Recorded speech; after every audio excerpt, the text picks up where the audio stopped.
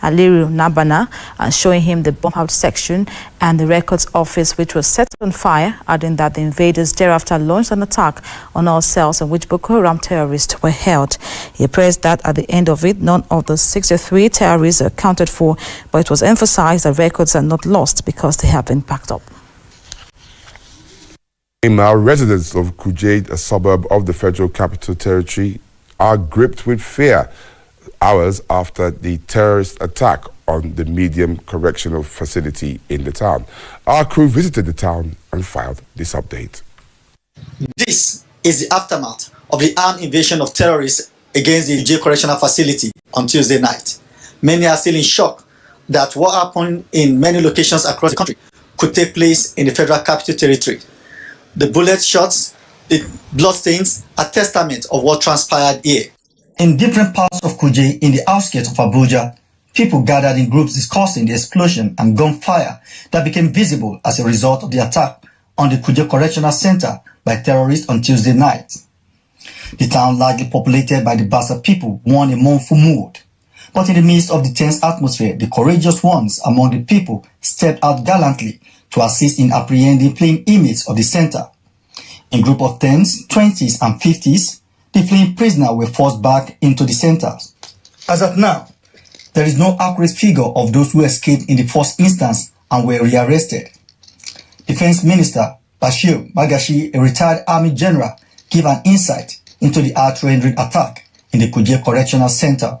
What actually happened, they came in numbers, they gained entrance into the prison, and they released some of the inmates, and which we are now following to see the kind of inmates they released. I think everything is under control. The people who came to do these activities, from the records, we believe that belong to a particular group, and most likely they are Boko Harams, because we have sizable number of Boko Harams that are in detentions, and presently we could not locate any of them. The minister also told journalists of the effort to recapture the fleeing inmates of the correctional center. Many people are recaptured and have been brought back to the prison. Maybe by the close of the day, more will have been captured and returned to prison.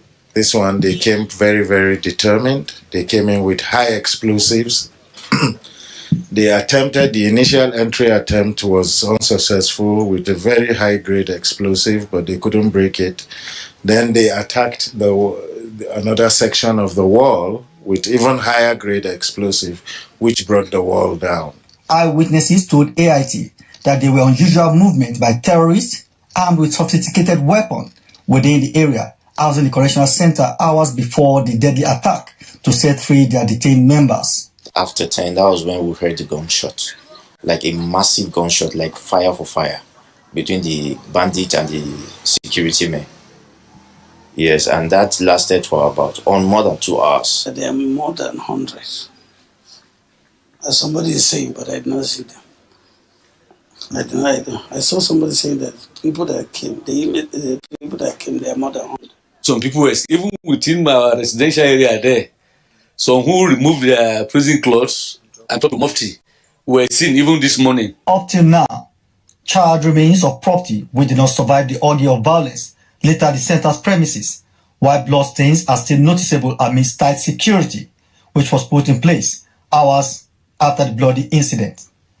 AIT confirmed that 1 person died, while 2 others were injured following the attack. Lanre Babalala, AIT News, Abuja. Tuesday's attack on Kuje Custodian Center is the latest in a series of attacks on correctional facilities across Nigeria. Over 15 medium and maximum security custodian centers have been externally compromised in the last 2 years.